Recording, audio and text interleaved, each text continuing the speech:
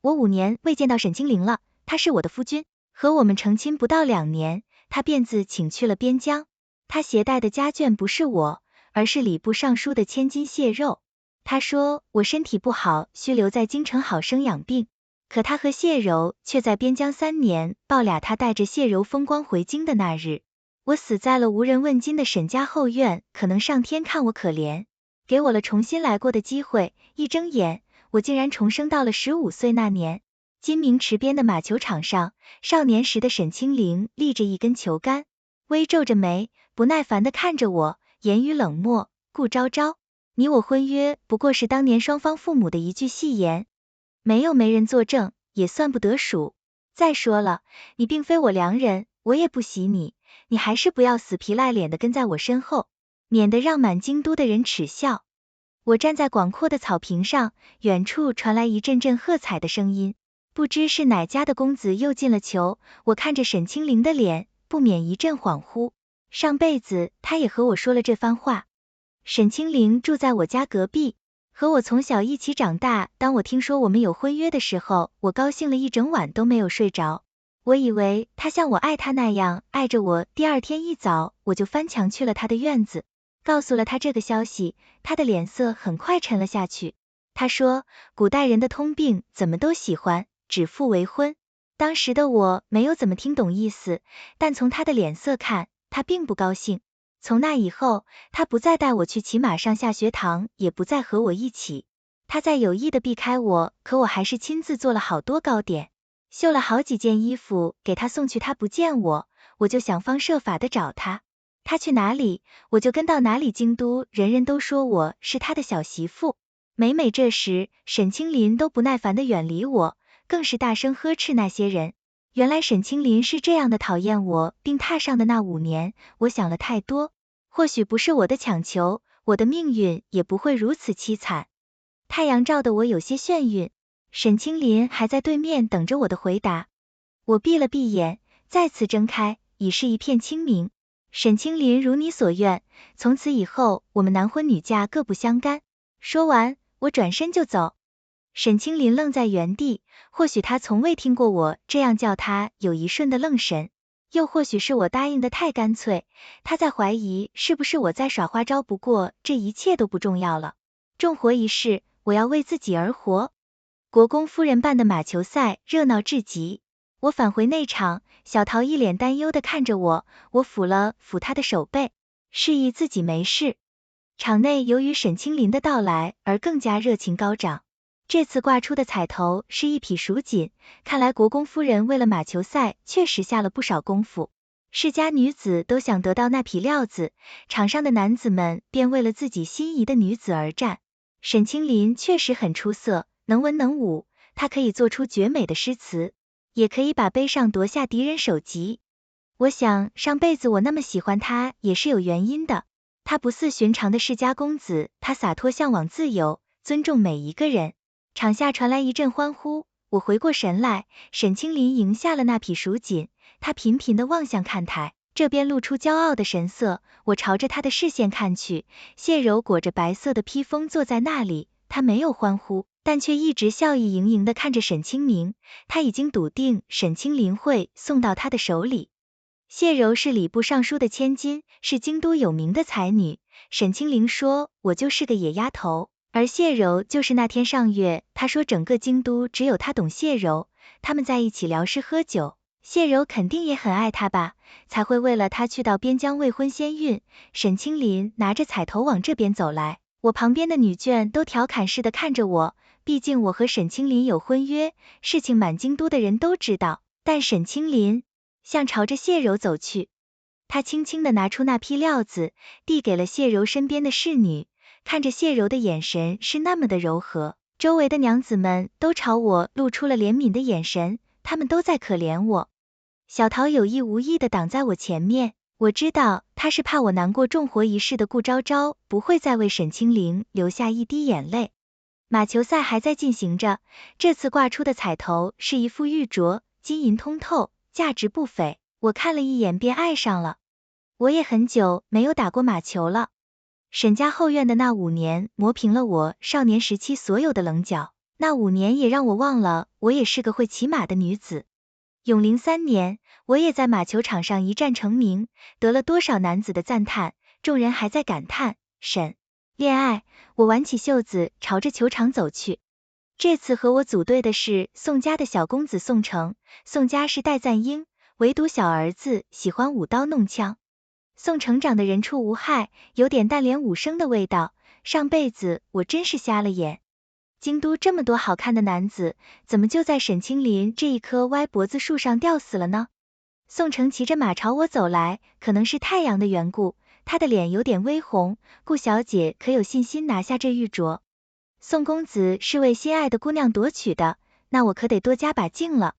我有意调侃他，宋成黑黑的眼睛就那样看着我戴上。他说，对，是为我心爱的姑娘夺取的。我听说他喜欢玉，我朝他笑笑，说，看来宋成华没有对那姑娘表明心意，所以我也看上了这个玉镯。可如果能成人之美，送他也不是不可。我伸出拳头，宋公子加油。一轮过后，比分拉到了2-1，中场休息。我骑着马朝宋城走去，宋公子得加把劲啊，咱们争取一把拿下。沈清灵不知何时走下了看台，来到了场边，他和宋城说着什么，见到我又是一副皱着眉头不耐烦的表情。顾昭昭，你多久没有骑过马了？你要喜欢这玉镯，给我说一声，我一定替你拿下来，何须你一个姑娘家亲自上场看吧。沈清灵永远都是这样，永远给我制造一种错觉，让我觉得她的心里是有我的，也是这样的。目前是入了万劫不复的深渊。沈清林，你要是赢下了玉镯，谢柔说她喜欢你还会给我吗？沈清林，没想到我会问出这个问题，他愣在原地，久久给不出答案。他的犹豫已经表明了他的态度。我嗤笑一声，从他身上收回视线。顾小姐下半场要开始了。宋城站了过来，遮挡住了沈清林的身影。走吧。原地站立的沈清林反应过来，夺去了我的球杆。他恶狠狠地看着我，顾昭昭，我替你去。我骑在马背上，居高临下的看着他，他仿佛是想弥补什么，但我不需要了。我夺回球杆，沈清林，这是我自己的事情，你做不到替我一辈子，况且我们说好了，纠缠对方，明天你就上门退婚吧。说完我骑马离开，独留他一人在原地，风中夹杂着宋城的声音，顾小姐是真的吗？你要和沈清林解除婚约？我朝他笑笑，是真的。原来对外人说出这句话也没有想象中的难。宋城不知为何肉眼可见的愉悦了不少，下半场很快就被我们拿下，玉镯被宋城拿到，我收起球杆，朝着小桃走去。顾小姐，宋城在身后喊我，我回过头，宋城就站在阳光底下，他走近了，双手拿起那个玉镯，他的脸微红，我才发现他的左眼下有颗泪痣。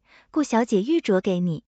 他的神情庄重而珍贵，不用了，跟你心爱的姑娘吗？拿去给他吧，向他表明心意，他肯定会答应的。宋城没有答话，他局促着，仿佛在积攒勇气。顾小姐，你就是我心爱的姑娘，我心仪你很久了，玉镯原本就是要给你的。我愣住，原来宋城是喜欢我的。宋城作为京都和沈清灵并肩的人物，上辈子也是战功累累。只是听说他20有5还未娶妻，是因为心中藏了一个人，原来那人竟是我。见我沉默，宋城慌了起来，顾小姐请恕罪，是在下冒昧了。我伸出手接过玉镯，宋公子玉镯我接下了，但我知道顾小姐要是不嫌弃，在下以后相约还望顾小姐不要推辞，那是当然。我笑着转过头，在我身后不远处，眼神冷漠，死死地盯着我手中的玉镯，不知他何时来的，也不作声。第二天，沈父带着沈清灵和千里亲自上门致歉，二娘拿起手边的东西，就朝着沈清灵砸了过去。茶水打翻在沈清林的身上，正厅里一片嘈杂，小桃赶紧来抱我，我瘫在床上。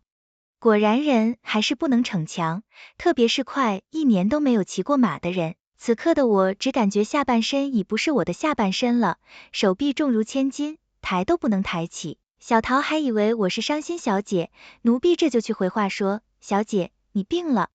我赶紧拉住小桃，今天这婚必退，我挣扎着起来。梳妆镜前，我面容苍白，好似一个女子。哎，这样出去又要被沈清明说装模作样了一番梳妆打扮。小桃搀扶着我去了外间，阿娘看见我的那一刻，眼泪又流了下来。无论何时做子女的不幸福，阿娘便总觉得是自己没有做好，上辈子缠绵病榻，那5年只有阿娘和阿爹他们来看我。阿娘每次都在哭，每次都在埋怨自己为何要和沈家结下娃娃亲。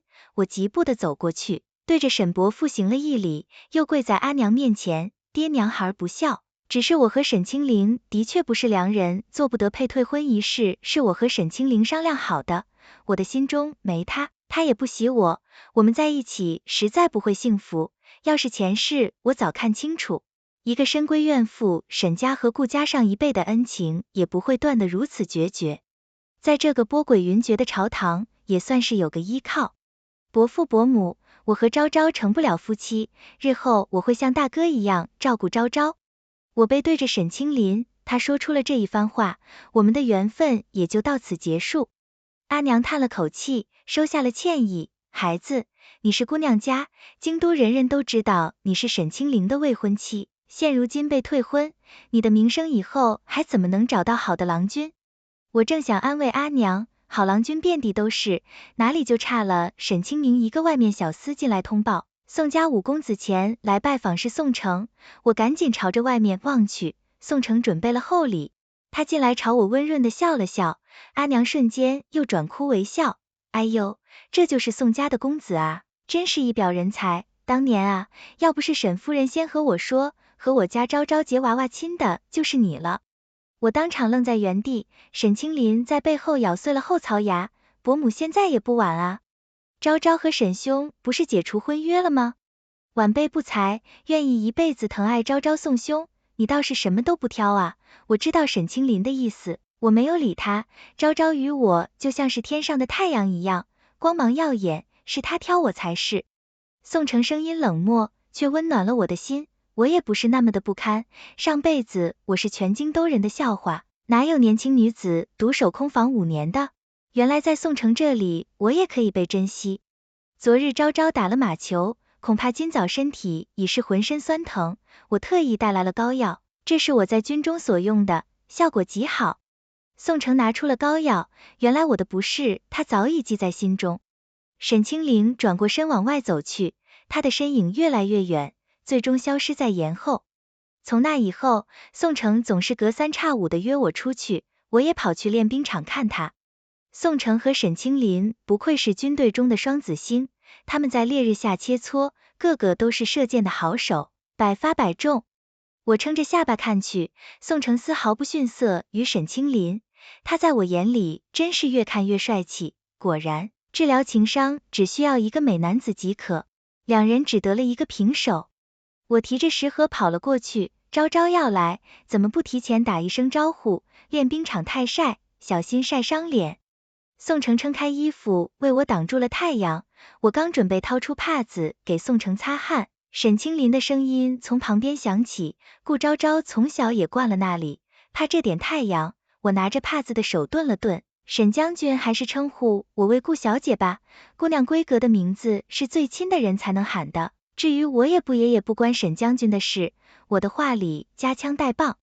倒是沈清林愧疚起来，昭昭我宋城接过我的食盒，拉着我往凉亭走去。经过沈清林时，宋城突然放大的声音，昭昭，你我就是天生一对啊，我就喜欢。瞬间感到脸颊发烫，笑着捶了一下宋城的肩膀。凉亭阴凉了许多。我打开食盒，里面全是我做的拿手好菜，只不过都没有放香菜。我早已打听过宋城不喜香菜，昭昭，谢谢你，很好吃。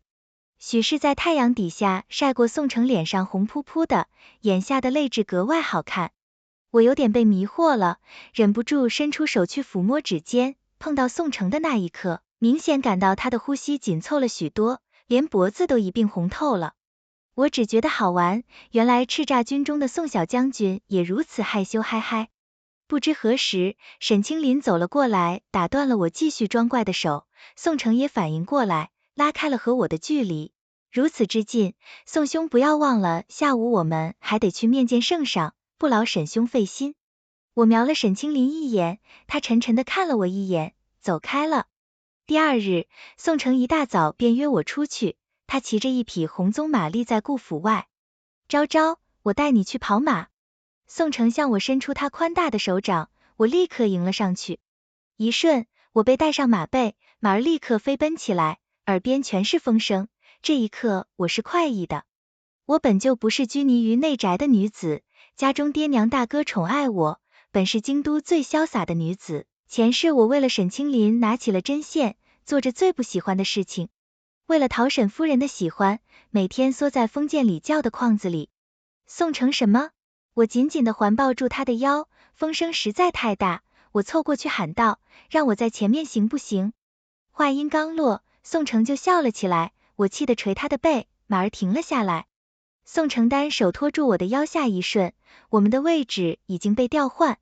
宋城问你个问题，什么时候开始喜欢我的？我没有急着跑马，而是慢悠悠地走在林荫小道上。宋城声音中带着点嘶哑，永临3年昭昭马球场上的一战，让我记了这么多年，我突然有点想哭，加上前世那一天已经离我很远了。宋城坐稳了，我一挥鞭，马儿又跑了起来，河水泛着波光，我和宋城并列躺在草地上。昭昭。3天后，我敌望猝不及防，我转过头看他，突然想起前世也是。这个时候，沈清林也去了边疆，原来一同前去的还有宋城。那一战极其惨烈，就连沈清林都受了重伤。那个时候，我一心放在沈清林身上，哪里还能顾及其他人？或许宋城也受了重伤，也想有心爱的女子的关怀，想到他独自承受的日子，我不禁难受起来。3天后很快到来，宋城和沈清林一身铠甲立于阵前，和家人告别。我拿着给宋城准备的行李，里面有我连夜赶制的战靴和锦衣，可能是我的错觉，沈清林在看着我，不过我径直走向了宋城。昭昭，我们刚在一起就要和你离别，真是舍不得你。年前，即使坚毅如宋城，也忍不住露出柔情。我拿出上次赢得的玉镯，宋城，离别前，你可愿意亲自为我戴上？顾昭昭。沈清林不知发什么疯，突然叫住了我，声音中带着慌乱。宋城的手有那么一瞬的退缩，不过他加大了力度，玉镯成功戴进我的手腕。宋城平安回来，我在京都等你。历经1年的恶战，戎狄投降了，胜利的号角声吹到了京都。此刻，我正在佛前祈祷，希望每一个将士都能平安归来。圣上带着百官亲自在城楼上迎接，走在最前面的依旧是沈清林，他依旧是人群中最耀眼的，仿如天上的太阳迎接的百姓。侦探贵女们都朝他投去了侵入的眼神，同样都是功臣。宋城受到的关注未免太少。不过这次他在我的眼里，历经1年的战场生活，宋城黑的不少，变得更加内敛，但眼里多了一份从容。到了跟前，二人下马谢恩，宋城在万千人群中朝着我望了过来，他没有说话，眼神里却是千言万语，道不清的全是思念。庆功宴上，宋城终于抽身向我走了过来，他珍重道，昭昭，我回来了。5个字足以使我热泪盈眶，他的脚上还穿着我送的战靴，看上去很新，似乎就是为了大胜回京才专门穿上。我颤抖着声音，宋城，我等你好久。宋城的手过还是拿出手帕，为了擦拭了眼泪，他从怀里拿出了一块玉石，晶莹剔透。昭昭，给你的。我接过玉石，还带着他温热的体温。昭昭在边疆，每每想你的时候，我就对着月亮抚摸这块玉石。我想，远在京都的你，是不是也在和我仰望同一个月亮？昭昭，等安定下来，我就上门提亲。很好，他说得很坚定，没有初见时的羞涩，目光灼灼地看着我，似乎想从中告诉我，他是一个值得托付的郎君。我郑重地点了点头，沈清林面色不愉地走了过来，拉着宋城过去喝酒。我捧着那块玉石，心里满是宋城，这辈子我会幸福吗？我一定会幸福的。还未等到宋城，圣上便下旨去往骊山丘猎宋城和沈清林，自然是陛下点名陪伴左右的两人。谢楼也来了，他依旧是一副冷清的模样，似是不屑与我们这些人为伍。宋城今日须得只守在陛下身边，寸步不离。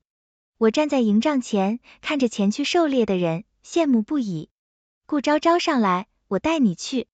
沈清林骑着马朝我走来，他从未主动邀请过我，如果是前世的顾昭昭，肯定高兴地跳起来吧。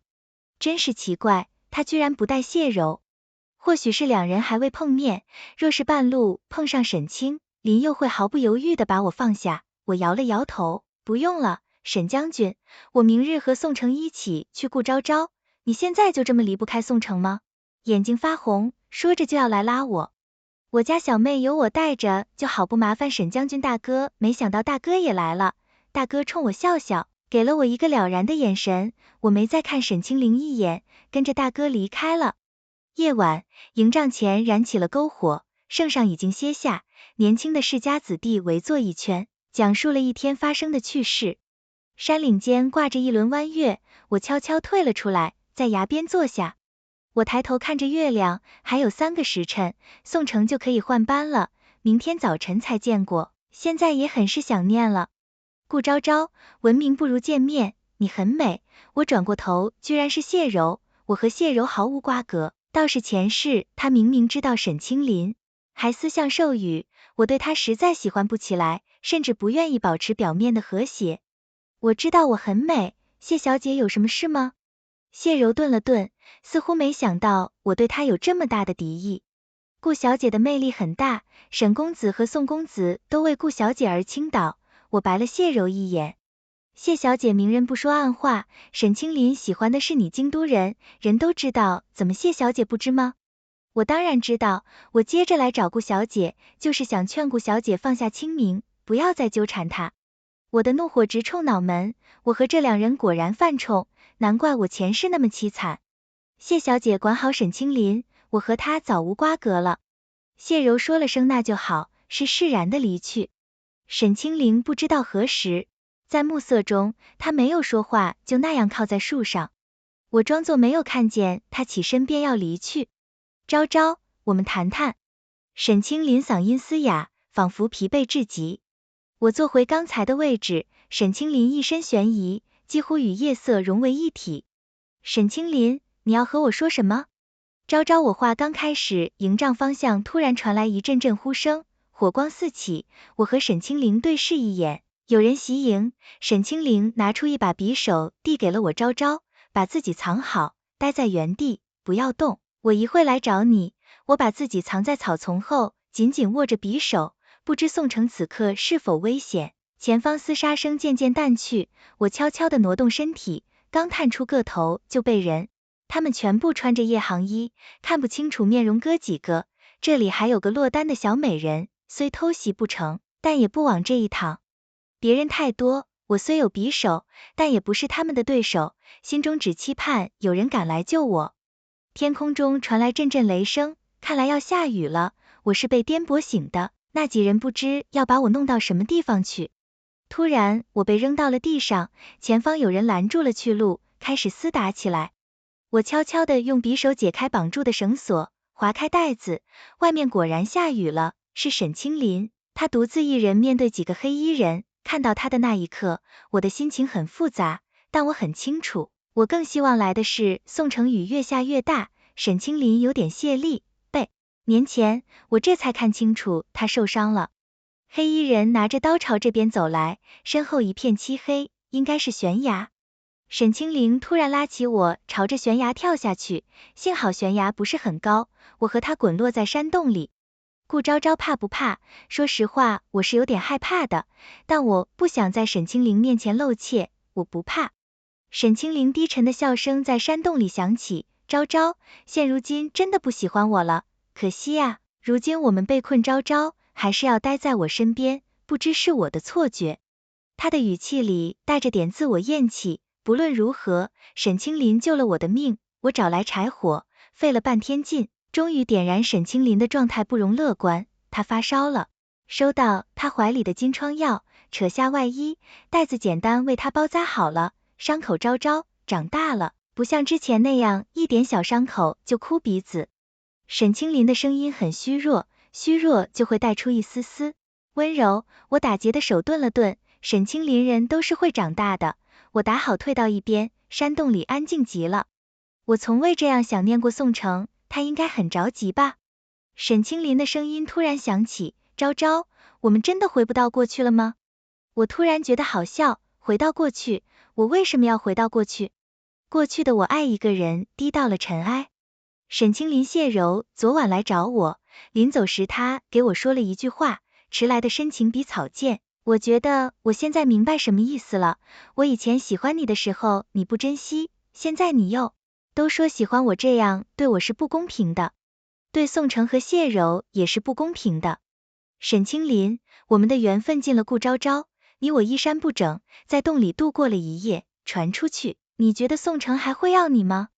我没想到沈清林是这样的人，他的身上已经没有当年那个京都少年的影子了。就算宋城不要我，我也不会嫁你，更何况我相信宋城他没有接话。我走到洞口处，外面已经蒙蒙亮了。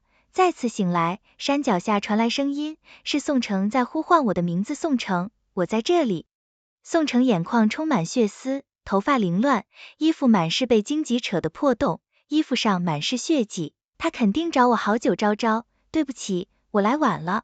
我的那一刻，我再也忍不住，一天的委屈化作泪水，全数抹在了宋城的怀里。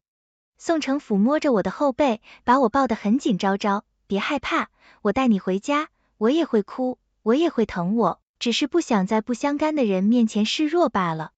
那天我是被宋城抱回去的，这件事一传十，十传百，都说我和沈清林孤男寡女在山洞里待了1日，说我肯定嫁不出去了。可不曾想，刚到京都的第2天，宋城便拉着彩礼上门了，几十个大箱子摆在顾府的院子里，差点没有放下。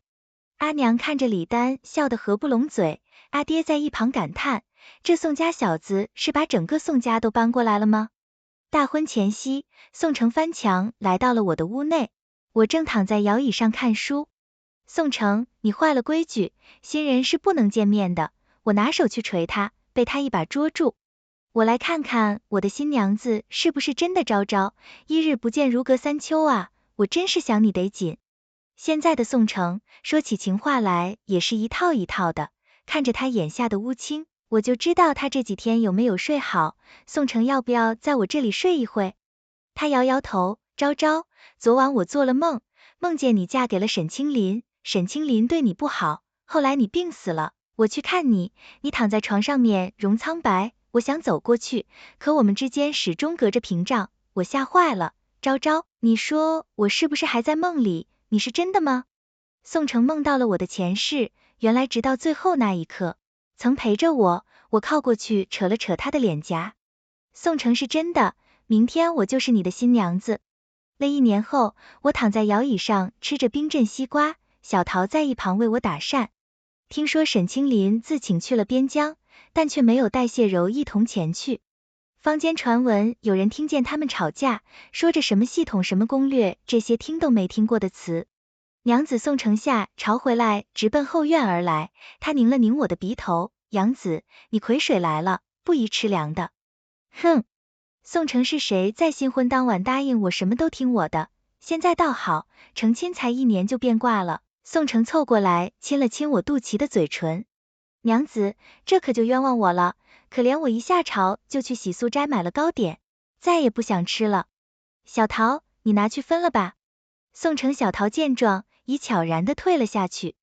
蝉鸣在藏在树叶后大声的鸣叫，宣示着夏日的炎热，汗水从宋城的额角流下，他一把把我抱起，进入了屋内。夜晚来临，四周已经安静了下来，宋城把我搂在怀里，声音嘶哑，性感娘子，我已向圣上告假，你在家也闷得慌，我带你出去走走。我一下来了，精神真的吗？自然是真的。娘子想去哪里？大好河山风光无限，扬州草原雪山好，杨子想去哪里，我们就去哪里。宋城视角，国公夫人办的马球赛很是热闹，好多世家公子小姐来了，只为看他一眼。我很早就喜欢他了，可他的眼里只有沈清林。沈清林赢下了那匹蜀锦，却没有送给他。大家都在看谢柔和沈清林，只有我在看他。我怕他伤心，可他没有我想象中的难过，甚至挽起了袖子下的看台。我立马知道他要打下一场马球，这次的彩头是一副玉镯，他喜欢玉，于是我立马也走了下去。他认识我，我很开心。一轮下来，我们配合得很好，只不过还是被对手进了一颗球。我承认是我分心了，有谁和心爱的女子一起打球，能不分心的呢？中场休息，他骑着马过来，让我加把劲，我在心里默默记下，下一轮肯定会一把拿下。沈清灵又过来了，我笑着的嘴角一下子就耷拉了下来，可他拒绝了，他说他们已经解除婚约了，他自己的事情不需要别人替。我以为我听差了，连忙追上去问他，得到他肯定的回答，我开心的要飞起来了。我们拿下了玉镯，他让我给我心爱的姑娘，我鼓起了勇气，喊住了他，我对他表明了心意。他沉默了很久，我已经感到汗水打湿了我的后背，但最终他收下了玉镯。第二天我去给他送药，顺便见证下沈清灵退婚。顾伯母说，如果不是沈夫人先说，或许和他订婚的就是我，原来我们还有这样的缘分。从那以后，我经常约他出去，他来了练兵场，我和沈清林正在切磋，我不想落于下风，但沈清林也很强，我们打个平手。那个小姑娘啊，脸蛋被晒得红扑扑的，提着食盒，只要一想到那是他给我亲手做的，我的心就柔软一片。沈清林对他口出恶言，我有作为男子的直觉，沈清林还喜欢他，我的危机感很强。我带他去跑马那一刻，他终于做了他自己。他问我什么时候喜欢上他的，我说永明3年，我已经爱上他很久了。戎狄举兵来犯，我不得不出征，我知道此去又要分离许多日夜。临行前，他让我给他戴上玉镯，他才开始接纳我了。他给我准备了战靴和起衣，我把寝衣穿在最里面，战靴压在行李底下。凯旋的那天，我会穿上这双鞋子回去见他，唯一的寄托便是天上的那轮清月。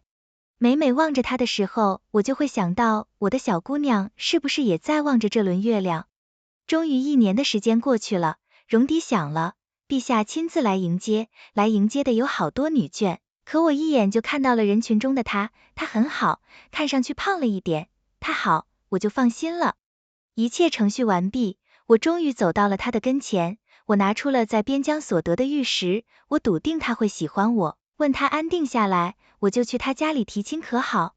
我的声音很沉稳，可我的内心很慌张，我怕他拒绝我，但他也郑重的点了点头，这一刻，我们就像是私定终身。沈清林啦，我过去喝酒，我有意在他面前炫耀，河流痛快造化弄人。还没等我准备好彩礼，陛下下旨要去秋猎，我只得加快了进程。我很后悔那天没有陪在他身边，火光燃起来的那一刻，我的心就沉到了谷底。我杀红了眼，找遍了整个营地，他和沈清灵都不见了。那一刻，我庆幸又很失落，不论结局，沈清灵跟在他身边，他至少是安全的。夜晚下着很大的雨，安顿好陛下，我不顾众人劝阻，冲进了雨幕，山坡上全是凌乱的脚印，幸好还没有被雨水冲散，到处都是荆棘。我找了很久，天快亮了，我大声的呼喊着他，终于得到了他的回应。他坐在洞口，外面的一群破烂不堪见到我的，说他扑进我的怀里，大声的哭了出来。我的小姑娘不知道受了多少罪。沈清林从里面出来，他的胳膊上还缠着布条，他冷漠的看了一眼我们，我对他说了声谢谢，他只说了句昭昭没事，好好对他。我更加搂紧了怀里的人。京都已经疯传顾昭昭没人要的话语。回京都的第2天，我赶紧去顾府提了亲。什么叫没人要？当我是摆设吗？新婚当晚，我喝了很多酒，看着怀中熟睡的人，我摇了摇头，摇去了梦里的那些场景。沈清林已经去了，边疆昭昭也已经嫁与我了，我向陛下告了假，我要带着我心爱的姑娘走遍大江南北，看遍世间美景全文。